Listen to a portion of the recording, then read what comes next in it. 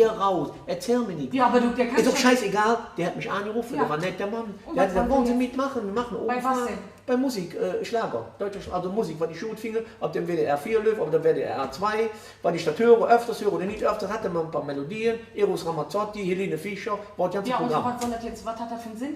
Warum? Weiß ich doch nicht, wo schöne Musik habe ich umsonst ja, nur. aber- Die schickt mir eine CD, hat die gesagt. Ja, aber. Bist du zufrieden? Nee, Mann. für was hat das denn für einen Sinn? Hast du jetzt an irgendeinem Spiel mitgemacht oder was ist los? Du machst einen Knall? Ich habe kein Spiel mitgemacht. Ich habe auch keinen Sinn. Nix Sinn, gibt keinen Sinn. Wie? Gibt Der keinen hat Sinn. mich doch jetzt angerufen. Ja, hast du mitgekriegt? Ja.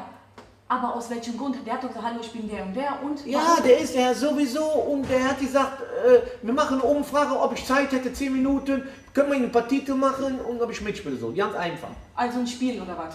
Ja, nein, kein Spiel. Oh, ob ich Musik höre. Oh, ist die Panne, ey, das ist nicht normal, du jetzt. Boah, ja, du kannst nicht richtig erklären. Hör mal, ich erkläre das, da gibt mir nichts zu erklären. Der hat mich, wie oft, hör mal, meint ich auf Alzheimer oder was?